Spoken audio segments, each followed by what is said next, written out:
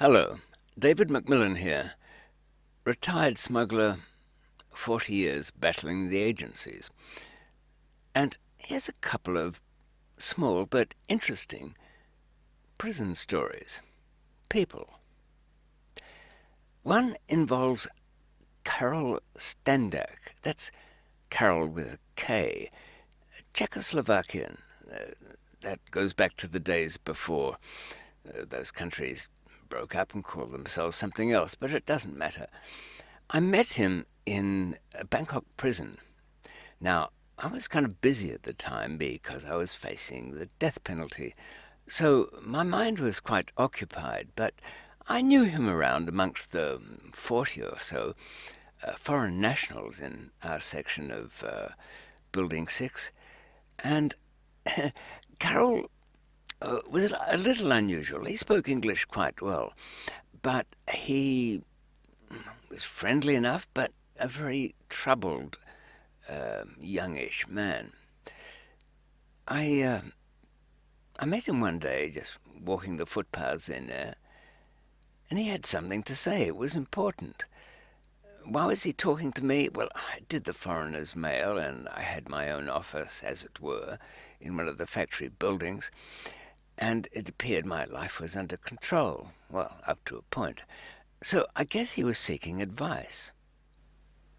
Karol, the Czechoslovakian guy, stopped me and told me the following. As I was trying to get away to somewhere else, I had to deal with some problem that involved immediate bribery and some bribery that had to be done. Karol said, and I'll use a rather pathetic sort of general Mideast accent here, simply to transmit the speed with which Karol spoke. David, I have to tell you, listen, something happened to me today. It goes back a long way. There is much to this story. You must understand. Well, I was on the train, you know. This was many years ago. I was going to Innsbruck, and there was this girl. I got talking. She's a nice girl. One thing is next to another, and, well, we were kissing, and this was a good thing, no? It was fine. But she had this daughter, you know, a small girl. We were not kissing too much, you know. The little kid is there. I don't want to seem like some perversing. So, but I start to see, I feel this young woman is putting something into me. Well, I said, distracted, did it hurt? No, David, you don't understand. Putting something in my mind. There was some evil thing coming into my mind. It didn't want to make me do something evil, you understand? I am a strong man. I don't do these things. But it was coming from somewhere. And I realized, David, you know, it wasn't from this girl I was kissing, being nice to, but it was the little girl. She was actually the devil putting something in my head, you know. I feel like I should throw this girl off the train, you know. I wanted to know which one, but I was in a hurry. And it wasn't until some time later that the young Czech explained to me that none of those feelings were his fault. And he came to me because, well, he'd found a magazine on a chair, and it was the same girl that was on the train, of course, and somebody had put it there, and did me or any of my servants, yes, I had them, know how it came to be there. But the point was, he then went on to say, he'd spent some time in Australia, lived in Sydney, that he'd been in a motorbike accident, that's right. And when he came out of surgery, groggy, I presume,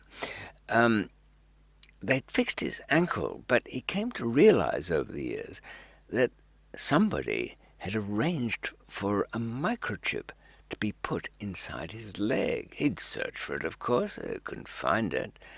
I don't know whether he dug around there. I kind of looked to see scars, but in any event, he was convinced that the thoughts, the voices that were coming into his head were from the microchip. Motivation, reason, who knows? That was a particular conversation that, though it would have been interesting to start, I certainly didn't have time to finish. Well, moving forward a bit here, I escaped from that prison, avoided the death penalty, but ended up in another. This was in Karachi Central Jail. Famed hostelry for all sorts of people, from the low to the high.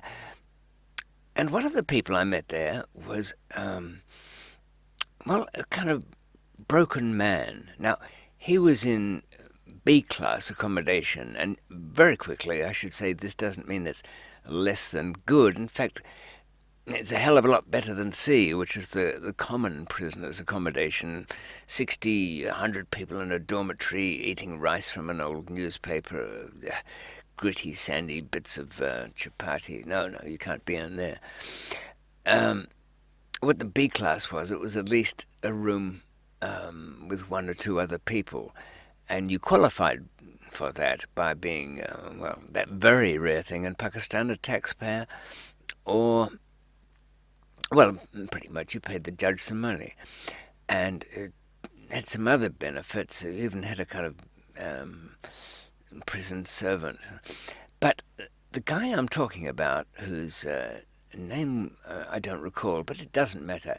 I'll describe him. He was, I guess, in his 40s. He was facing a corruption case. He'd worked for the government in some way. He'd been in there 18 months or something. Had very little money, barely fed himself, and certainly not the little cats he kept in the cell. They were all sadly starving, and including the kittens that he allowed to come into existence. He spoke English quite well.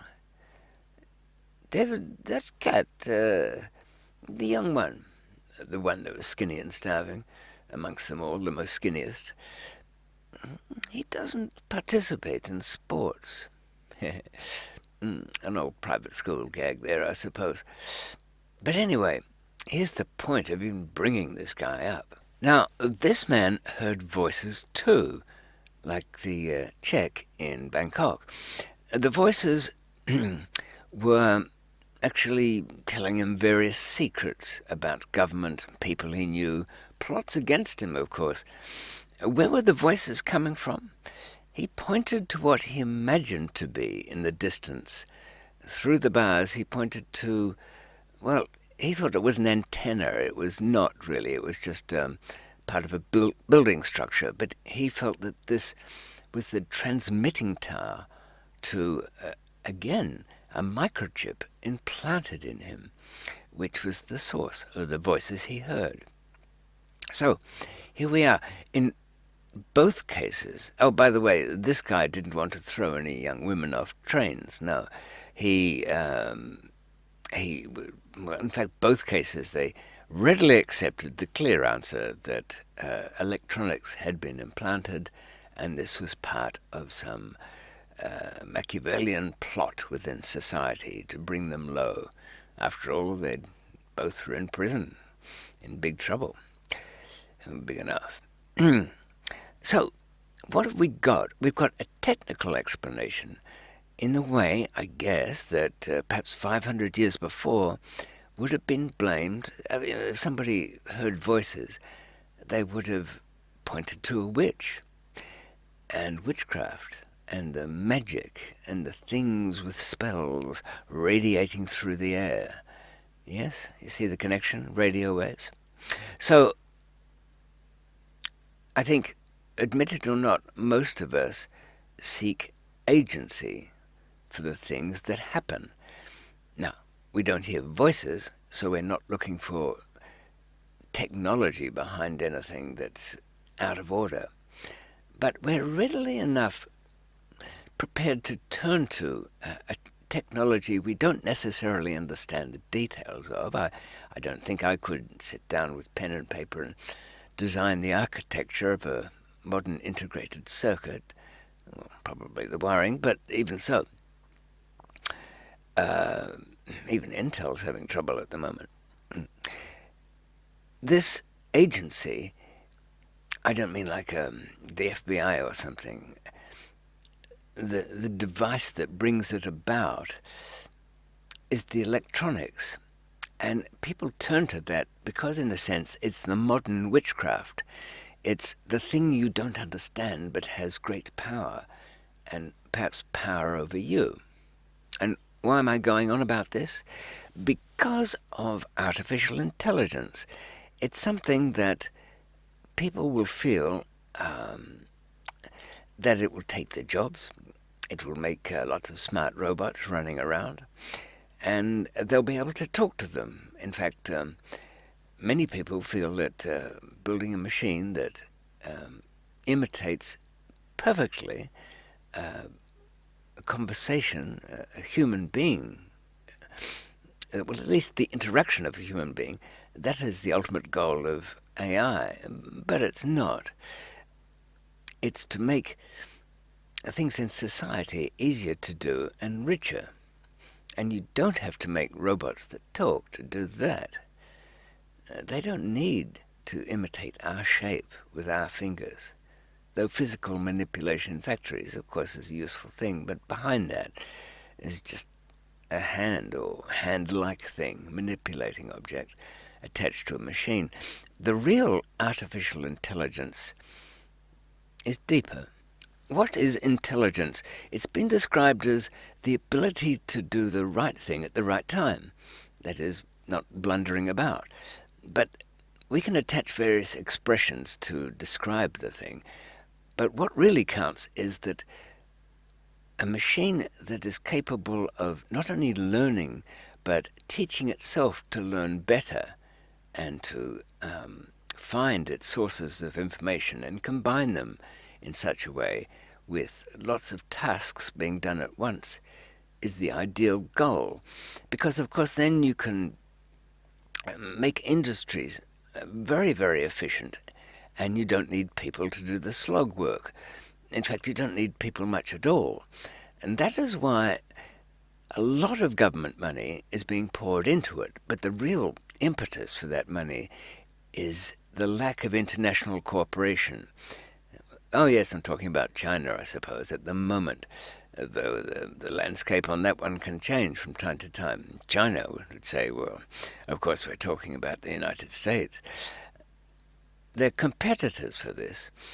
And then again, so is everybody else, because we in the West feel, and we're not wrong, that the people who create a machine that can teach itself to learn and therefore devise novel solutions to problems will be an ultimate goal, and the society that has that machine will be the dominant one. And I've got no doubt that that's the case.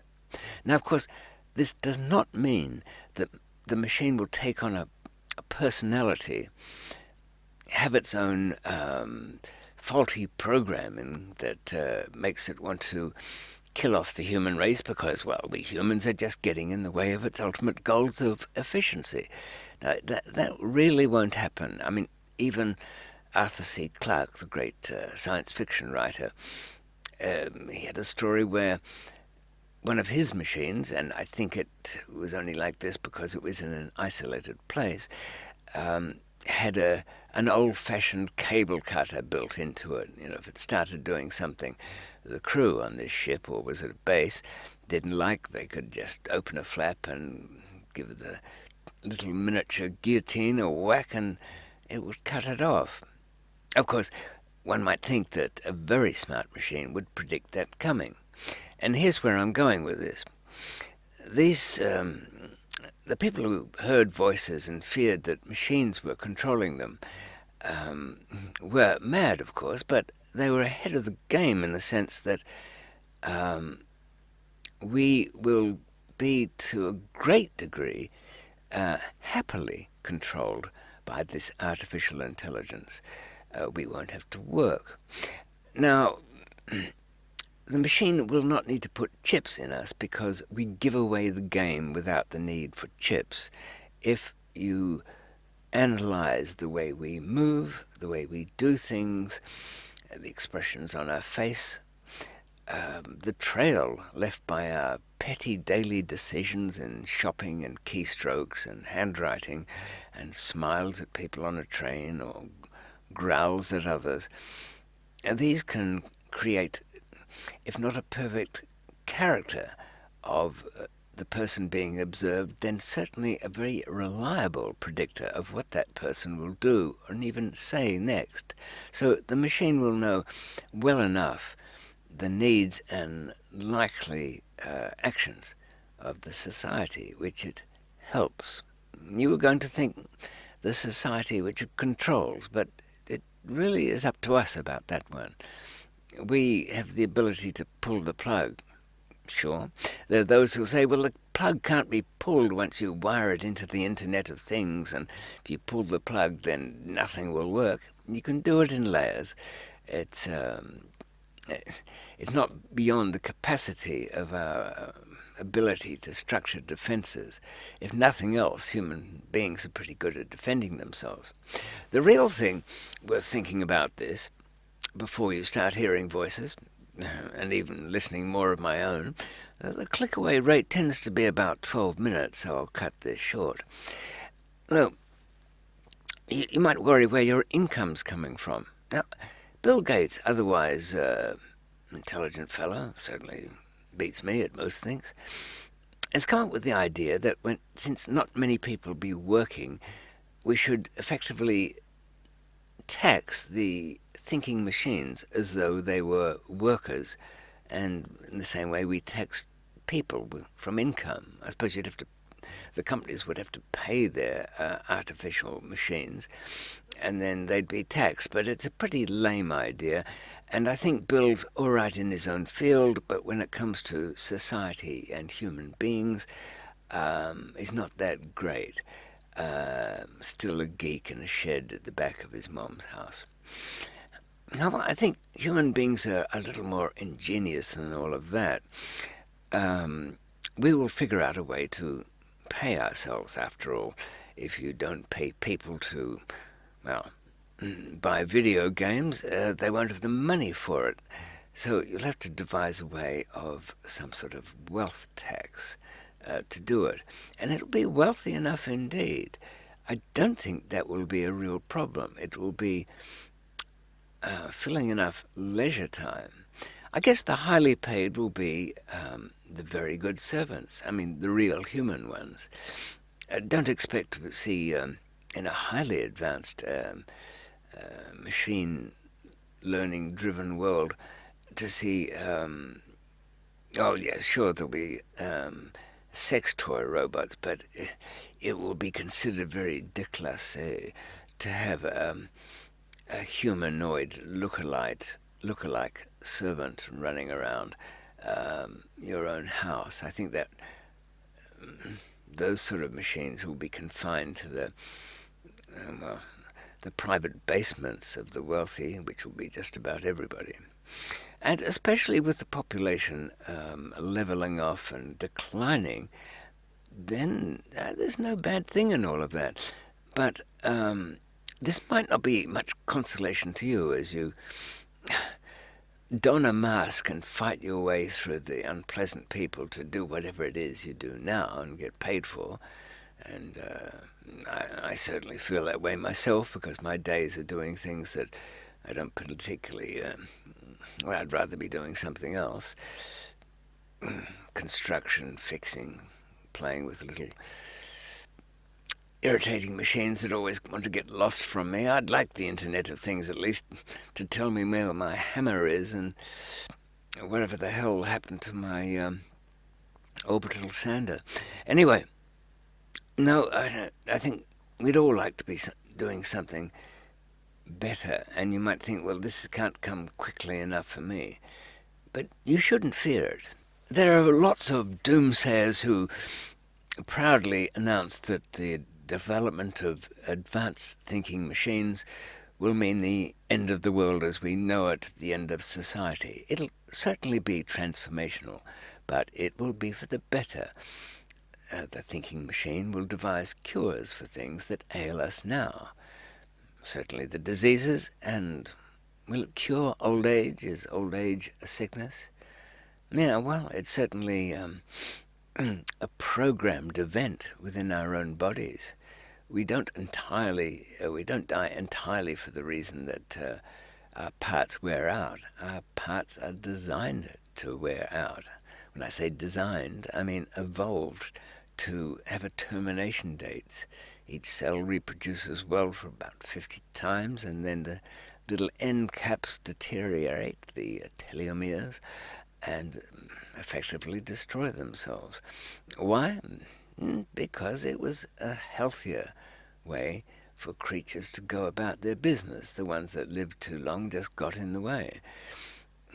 It'd really be a combination of social and physical effects that drove about that change, but it happened in very dumb creatures, insects and things, so I don't see that as a grand plot.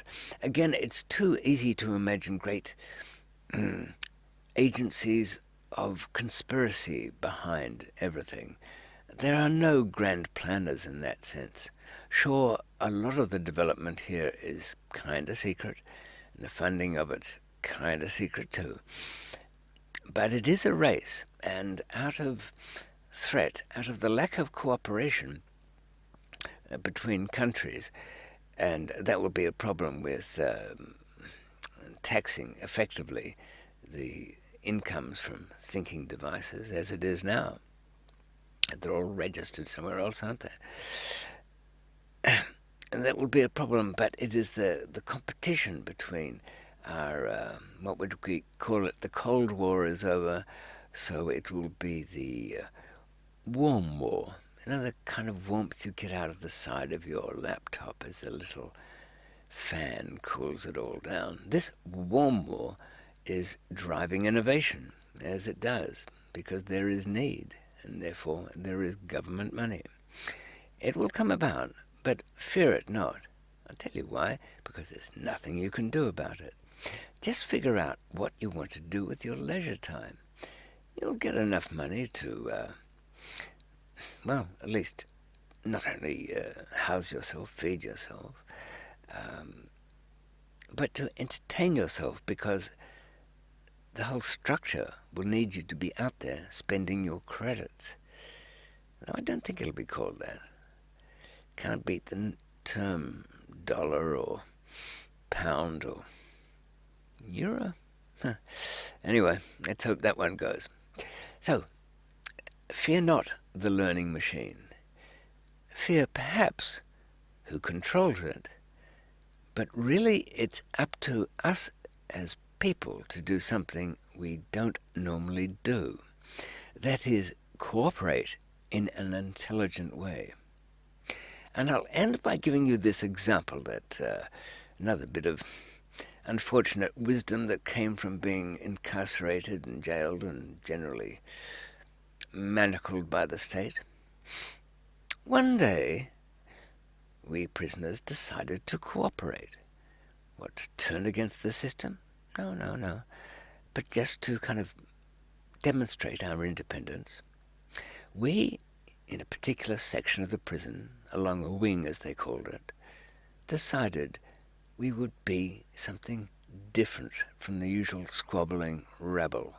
Now, this was a small section, and I'm talking about less than 20 of us. So keep that in mind. It's very hard to get cooperation for a 3-man escape, let alone 20 people doing something the same. Unless you've got clones of yourself, and even then, no. To show you the power of cooperation, just as a thing to behold, let's not even go where it can lead, but somewhere. But just to behold, imagine a prison where, of course, the guards tell you what to do. They unlock your door. You go down to get food. You're allowed to use the shower. It's time to use the phones, all of that sort of nonsense. So there's a bit of a squabbling as to who does what when and a rush to do it. But instead, this morning, well, actually, it was after lunch. They always have a little lunch break. They lock everybody up. After lunch, the officers went down the line and opened the doors for the cells. And instead of people either shambling out or arguing out or tumbling out, we had spoken together, all of us, on that landing. And we didn't come out. Not for a minute, but a timed minute. And after that timed minute, when the guards were kind of looking around, wondering why there was no noise, no clanking, no pool balls being clicked away or phones being used. They looked up to see every one of us at the precise second take 2 steps from our cell doors, walk to the railing of the walkways, hold on to it rather calmly with our hands before it, and look down, not at anything, and keep quiet. Now, silence in such circumstances attracts the attention of a sensible prison guard, and within short time, many were rather nervously looking up at us. Then, as per plan, all of us, I think there was, out of the 20 that agreed, 18 were there, 2 stayed in the cells, but 18 of us turned in unison to look at the guards. We didn't say anything else. We timed it. We did a count of 12, not shown but in our heads. Turned back and looked to the one nearest us, nodded, and then broke away. Well, there you are, a little bit of cooperation. Result?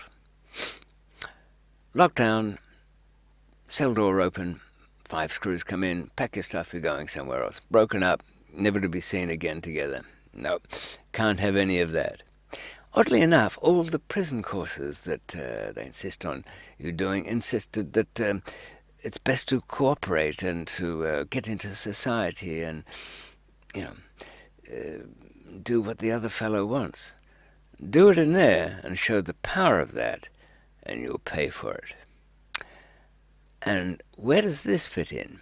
Well, when the artificial intelligence world, when the machine learning takes over every activity that counts for anything, manufacturing, farming, the extraction of fresh water from salty, the design of the machines you like, and it will even be smart enough to watch out for unintended consequences and list them. You've asked for a phone that does such and such, and it will tell you that, it'll do all that, but it will blow up at 620 hours and 52 seconds through overheating. Now, it will do all that, so you wouldn't worry about it. But the humans that control that programming and the information that will be extracted from the society and from you personally, you control those people. Now, we will outnumber our elected controllers, so we have to show a bit of sense. I think there may be a place for, what do we call it, a 5th level of democratic society. Something to mediate? No. Some group of secondary elected body that are just a bit more wily than the ones we put in power. You get it?